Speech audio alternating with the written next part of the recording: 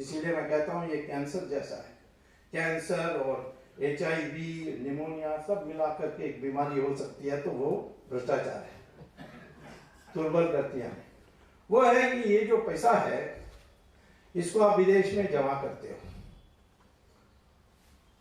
Bank में हवाला agents के जरिए, और फिर ये चिदम्बरम और सोनिया ने एक बार आपस में मीटिंग की और सोनिया ने कहा कि ये बड़ा खेद की बात है कि हम इतना पैसा स्विट्जरलैंड में जमा करते हैं और वो हमें इंटरेस्ट नहीं देते, ब्याज नहीं देते, वो सर्विस चार्ज लगाते हैं 2% का। ये तो अन्याय है, इसके लिए कुछ सोचना चाहिए। तो चिदम्बरम ने कहा जी जी हुजूर कहकर उसने एक पार्टिसिपेटरी नोट बनाई, कल्पना।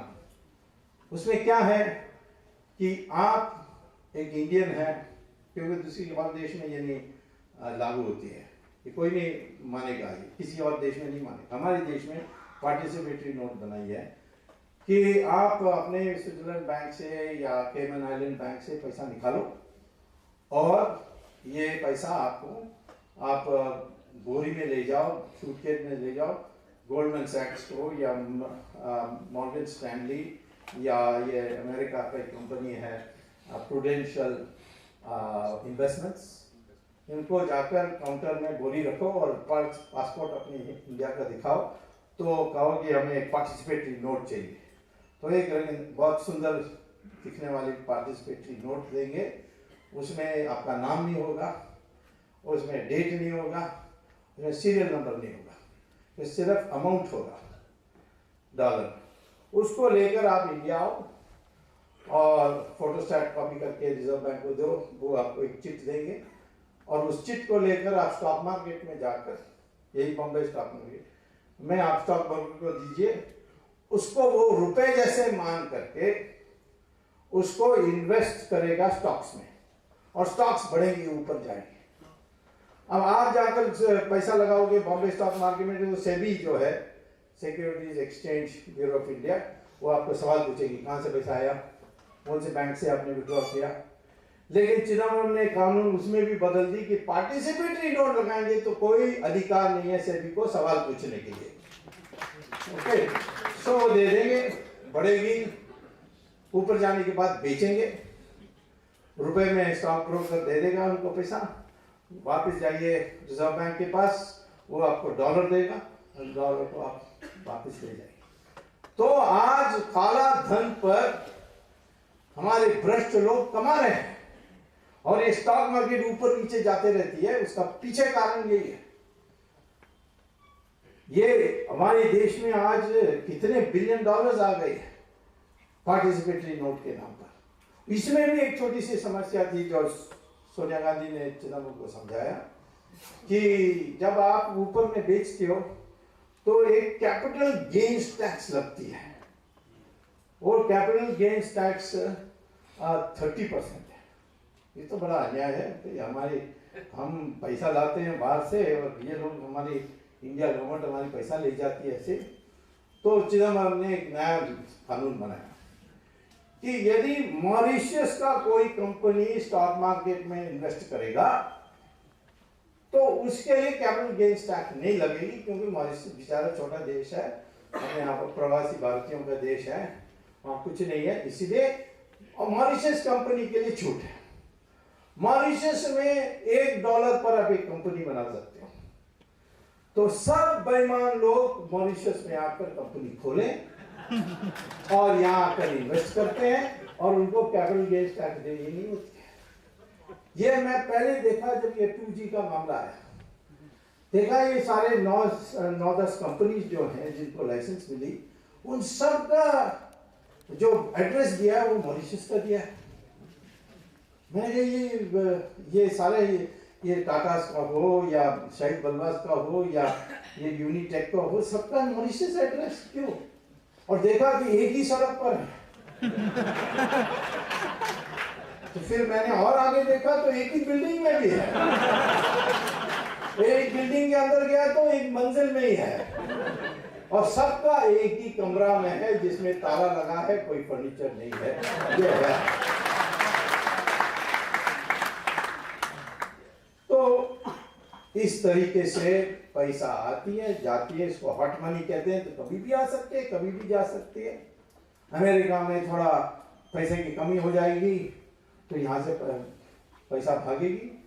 कभी भी हमारे देश में आज अमेरिका की इकोनॉमी सुधरने लग गई है, 1 साल के अंदर पूरी सुधर जाएगी ऐसा कहते हैं लोग।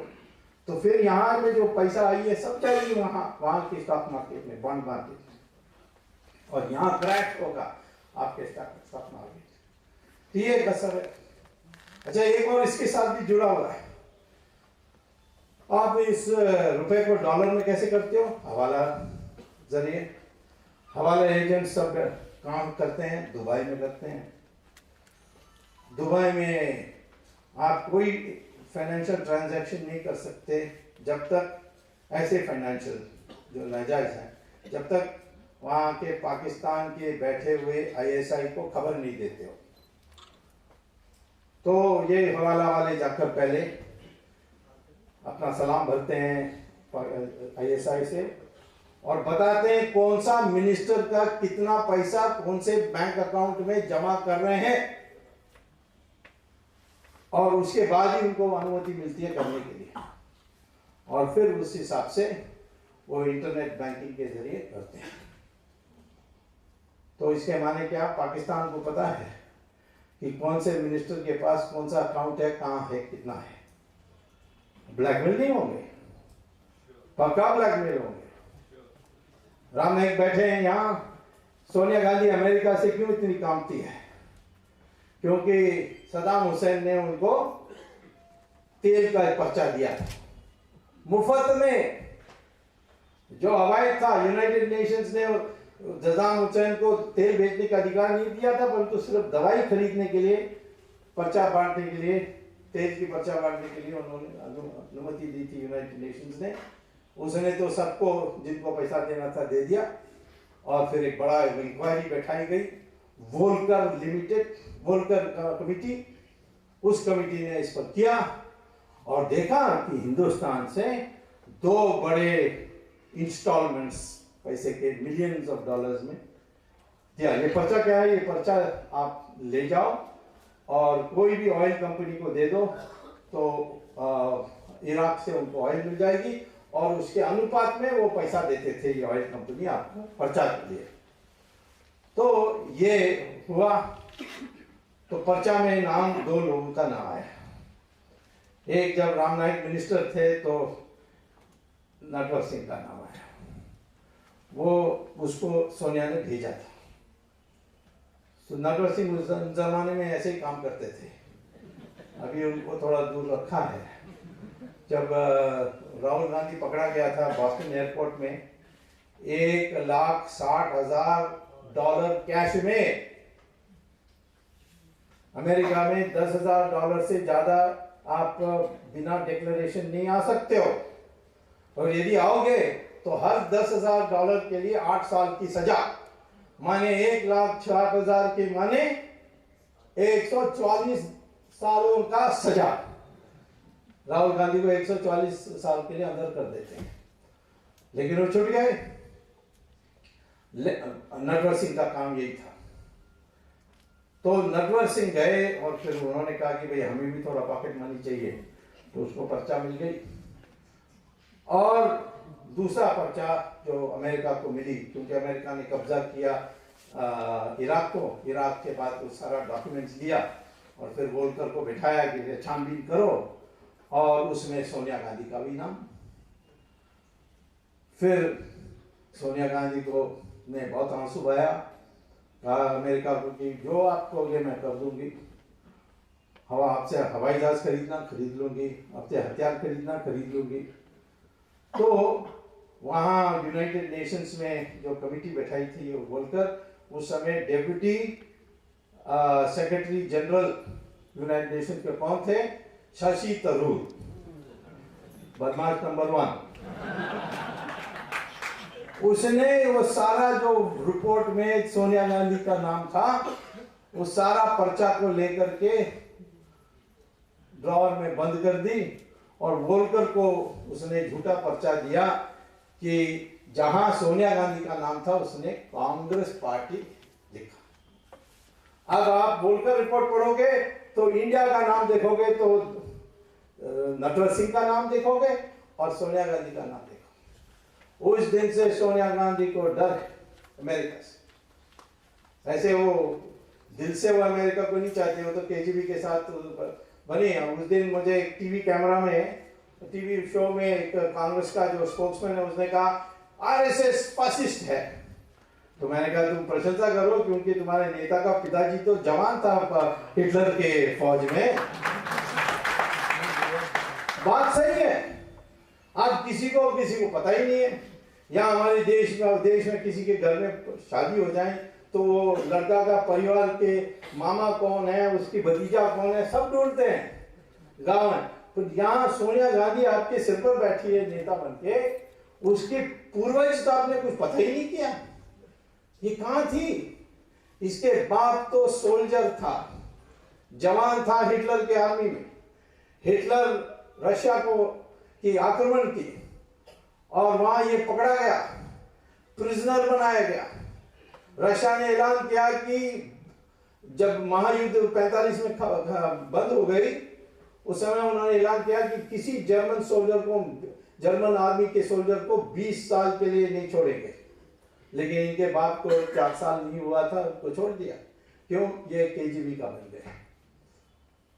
तो केजीबी के कारण ये वापस आए और फिर उनको कोई, अमेरिका तो इटली की कब्जा करके रखी थी, तो इटली में कोई नौकरी नहीं मिली तो वो मामूली मिस्त्री का काम कर रहे थे। तो अपने बेटी को उन्होंने भेजा लंदन नौकरी ढूंढने के लिए, और उसने वहां इंग्लिश जानती नहीं थी तो एक वो जो कोचिंग क्लास होती है ना, वहां जाकर दुकान में 6 हफ्ते के लिए अंग्रेजी सीखा। लेकिन आपके एफिडेविट में जब वो उम्मीदवार बनी उसने लिखा educated in Cambridge university for a degree in English. अब ये झूठ निकला क्योंकि मैं गया था कैम्ब्रिज लेक्चर देने के लिए। तो पूछा कैसा स्टूडेंट थी, तो कहा ये तो कभी स्टूडेंट यहाँ नहीं थी। तो मैंने कहा अच्छा तो फिर लिख कर दो। तो फिर कहा लिख कर दे देंगे। तो रजिस्ट्रार ने लिख कर दे दिया। मैं आया यहाँ, उस समय स्पीकर थे मनोहर जोशी, उनको दिया, भाई देखो इसने लोकसभा के हुज हू में लिखा है कि educated in English in the university of Cambridge and got a degree. और यहाँ कहते हैं कि ऐसे स्टूडेंट था ही कोई, थे ही नहीं। तो आप उसको पूछिए, वो अपने उम्मीदवार के फॉर्म में भी एफिडेविट में लिखा है एजुकेशन क्वालिफिकेशन प्रकार। तो मनोहर जोशी ने उनको भेजा। जवाब आई सोनिया गांधी से कि ये टाइपिंग मिस्टेक था। तो मैंने मनोहर जोशी ने मुझसे पूछा अब क्या करें। मैंने कहा अब ये करो कि Guinness book of world record को भेज दो कि longest typing mistake in the history of the world is Sonia Gandhi. कभी टाइपिंग मिस्टेक कितना लंबा होता है, एक कॉमा फुल स्टॉप एक शब्द में कोई टाइपिंग मिस्टेक हो सकता है। तो पूरा educated in England in the university of Cambridge. तो ऐसे महिला आज है। परिवर्तन की जब हम बात करते हैं लोग कहते हैं ये पर्सनल मत करो। क्यों? इसमें क्या पर्सनल है? आप नौकरी चले जाओ, आप झूठा एजुकेशन सर्टिफिकेट दे दो, क्या होगा आपकी हालत? आपको निकाल देंगे, जेल में भेज देंगे। ये तो हाँ बिल्कुल पर्जरी है, जेल में जाना चाहिए। हमने केस भी किया परंतु चीफ जस्टिस ने कहा आप छोड़ दो, बहुत हो गया, अब आगे से नहीं करेंगे। ये बालाकृष्णन जो चीफ जस्टिस था उसने कहा। तो फिलहाल हमने छोड़ दिया, आगे फिर जब सरकार बनेगी नहीं तब हम उसको दोबारा।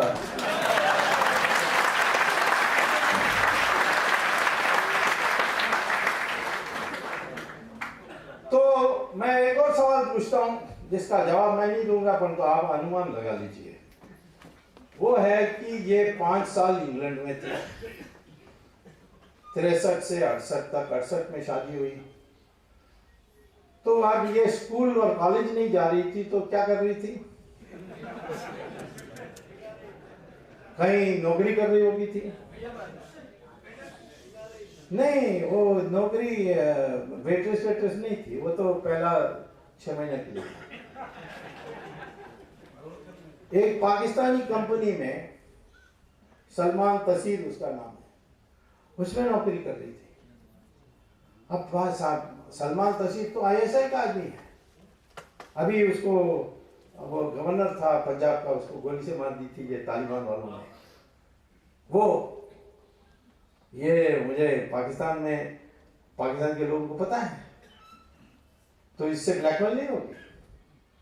मैं इसीलिए कहता हूं कि परिवर्तन के माने ये है कि हमारे जो राजनेता हैं वो किसी के दबाव में आने नहीं चाहिए। उनका फैसला गलत हो सही हो अलग बात है, परंतु दबाव में जो होता है वो राष्ट्र के साथ नुकसान होता है। कैसे हम पाकिस्तान का जवाब दे सकते हैं जब पाकिस्तान हमारे नेताओं के बारे में जानते हैं? यहाँ प्राइम मिनिस्टर डरते हैं श्रीलंका जाने के लिए, लेकिन उनको कोई डर नहीं है कि वहाँ नवाज शरीफ के साथ बात करने के लिए।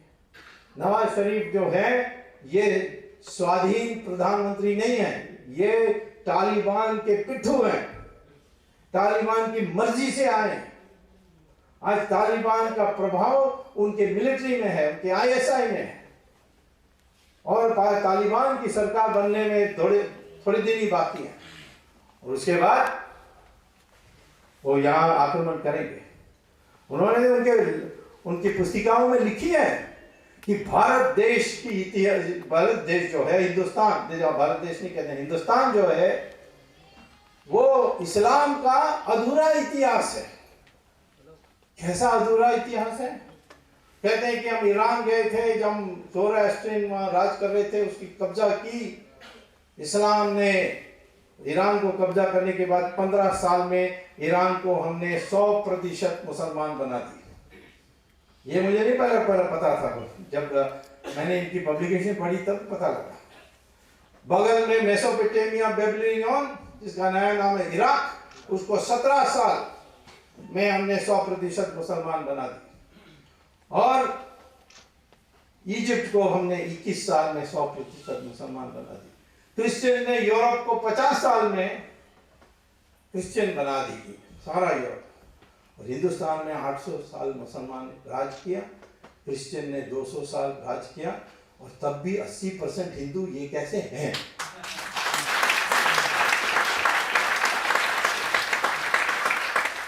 अब यहाँ के राजा महाराजाओं, उन्होंने ये परवाह नहीं की कि हम हिंदू हैं मुस्लिम हैं। शिवाजी के तो कमांडर इन चीफ मुस्लिम थे ना। तो ऐसे हम मिलकर के लड़े, 1857 तक हिंदू मुसलमान लड़े। उसके बाद अंग्रेजों ने अपनी खेल चलाई।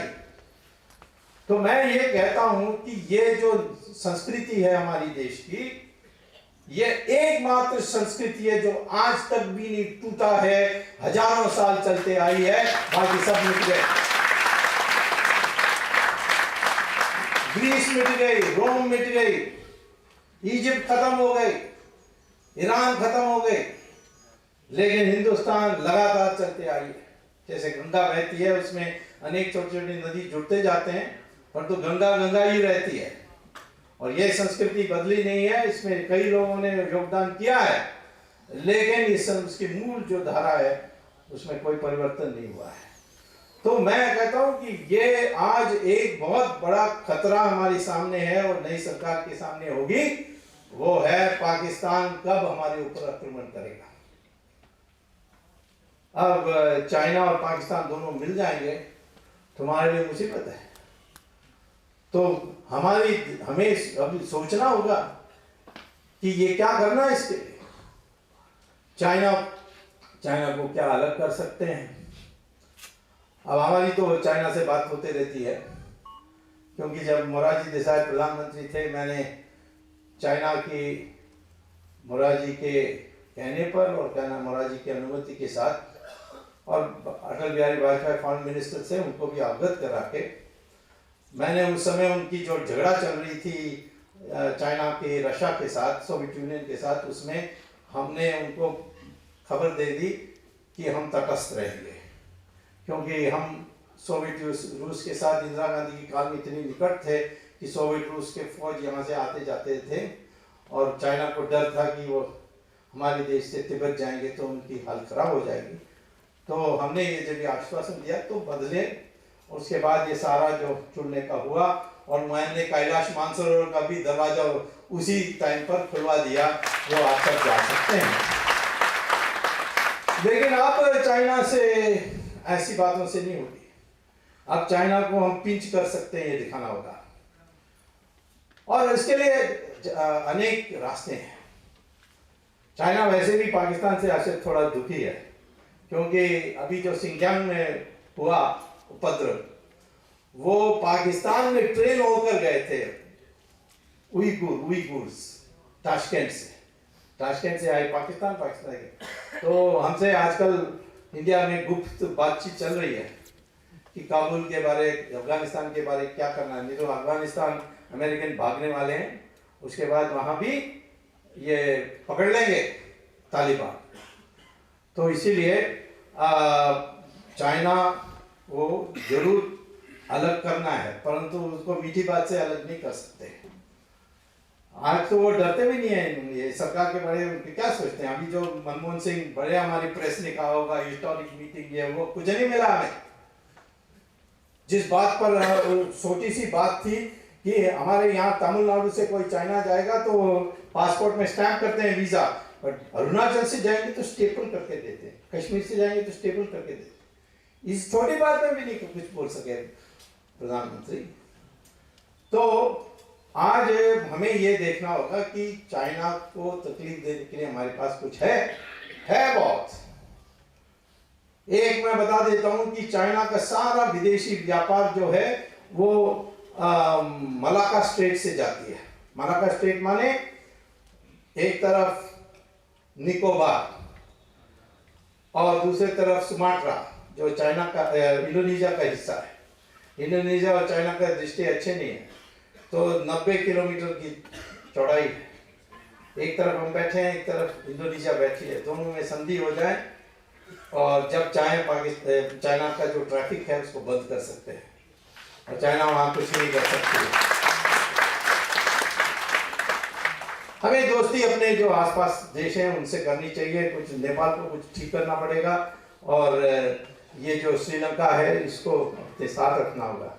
मुझे आश्चर्य होता है कि तमिलनाडु की असेंबली पास कर रही है कि प्रधानमंत्री को नहीं जाना चाहिए।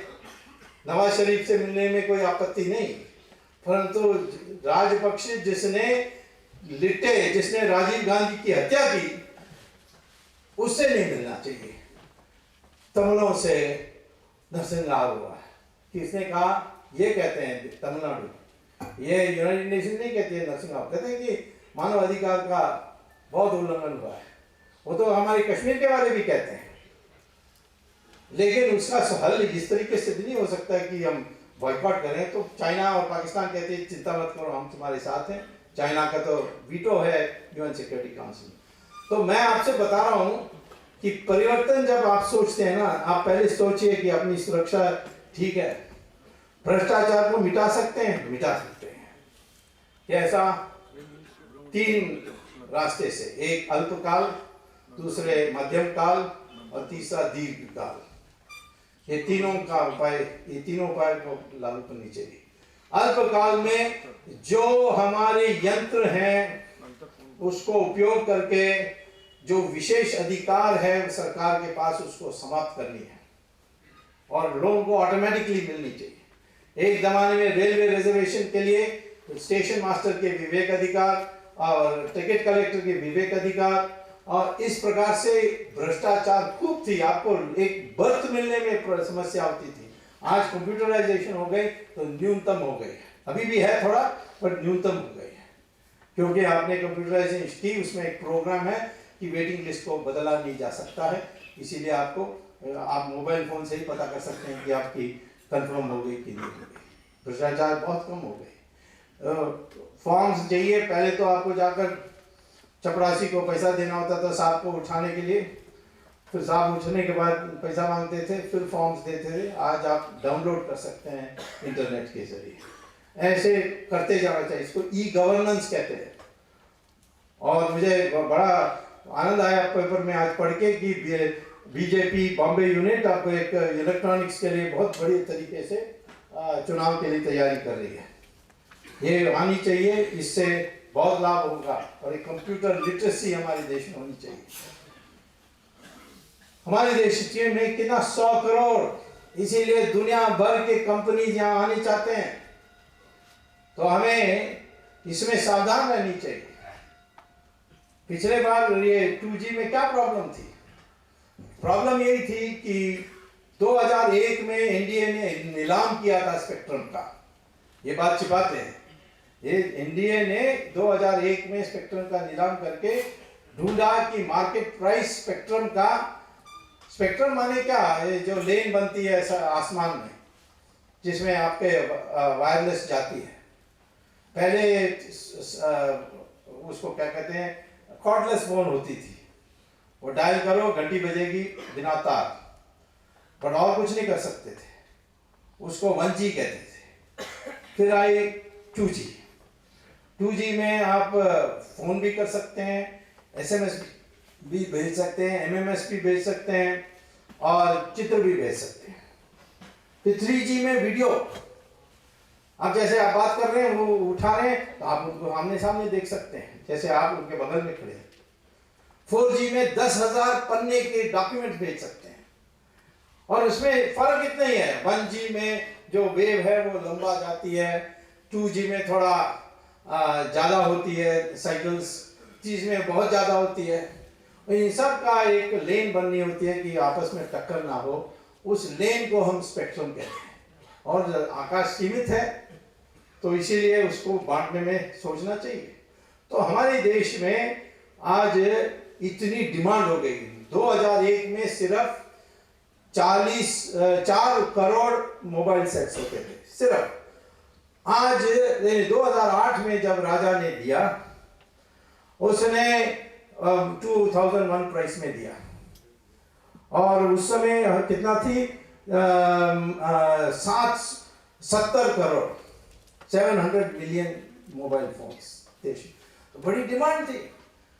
स्पेक्ट्रम का दाम 10 गुना हो गया था और इसने 1/10 के दाम पर बेचा। और वो कंपनी कहा कि नहीं सस्ते दाम पर, फिर वो रेट्स को सस्ता करेंगे, नहीं, उन्होंने विदेशी कंपनी को बेच दी। किसी ने एटिसलाट को बेच दी, किसी ने नॉर्वेजियन कंपनी टेलीनॉर को बेच दी, किसी ने डोकोमो को बेच दी। इस तरीके से सब ने सस्ते दाम से सरकार से ली और 8 गुना 9 गुना दाम पर उन्होंने विदेशी कंपनी को बेच दी। इसके ज्यादा अच्छा होता है कि सरकार सीधा 10 गुना पर विदेशी कंपनी को बेचती और सरकार को 2 लाख करोड़ रुपए मिल जाती। 2 लाख करोड़ का मतलब क्या है, टोटल इनकम टैक्स का बिल जो है, इनकम टैक्स का जो आमदनी है या राजस्व है हमारी सेंट्रल बजट में, वो 2 लाख करोड़ है और एक ये स्पेक्ट्रम के ऑप्शन से 2 लाख मिल जाती है। इनकम टैक्स की जरूरत नहीं है, उसको अबॉलिश कर दो, सारे इनकम टैक्स ऑफिसर्स को छुट्टी करके गांव में जाकर सड़क बनाओ, ऐसा कुछ उनको भेजना चाहिए, क्योंकि इसमें इतना भ्रष्टाचार है कागज के काम से। देश में साधन की कोई कमी नहीं है। स्पेक्ट्रम करो 2 लाख करोड़, अब 4G आ रहा है उसका ऑप्शन करोगे तो आपको 7 लाख करोड़ मिलेगी। कोयले के जो ब्लॉक्स हैं उसको ऑप्शन करते तो 11 लाख करोड़ मिलते। जो खनिज तेल को आपने सस्ते दाम पर दे दी, यानी मुफ्त में लगभग, उसको आप ऑप्शन करते तो 24 लाख करोड़ रुपए देते।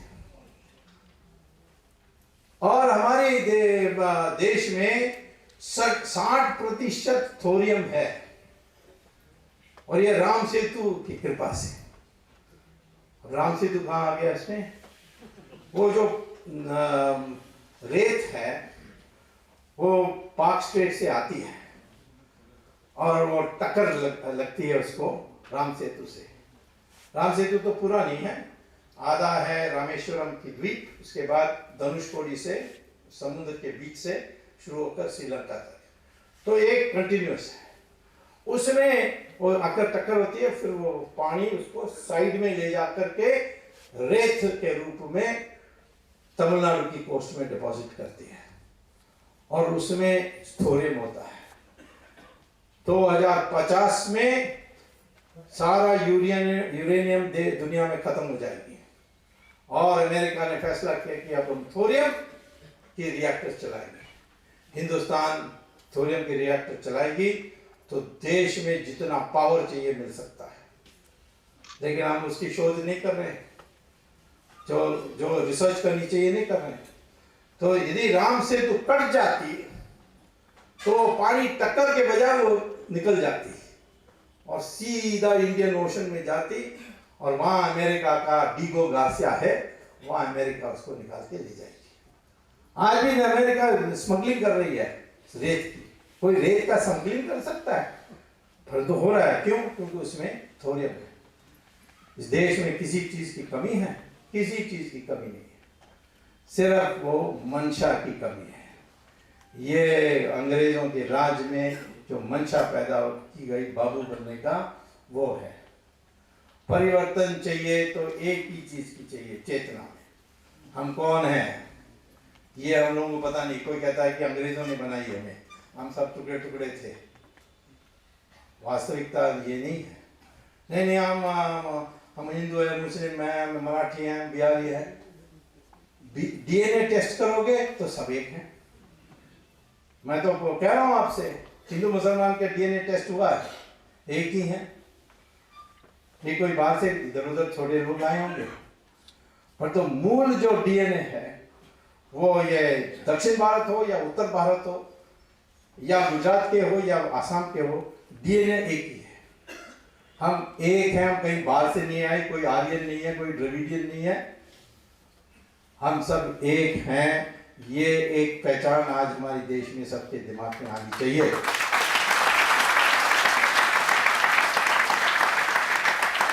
अब अंग्रेजों ने दिमाग में भर दिया आर्यन द्रविडियन। करुणानिधि ने मुझे कहा कि आर्यन माने ब्राह्मण, द्रविडियन माने शूद्र। तो मैंने कहा ये कहां से आपने निकाला? नहीं, देखो हमारे लोग रंग काला है। मैंने कहा वो क्योंकि आप इक्वेटर के पास है, रंग जो है वो पिगमेंटेशन से होती है, धूप उसको काला कर देती है। वो एक अमेरिका में एक सिंगर था।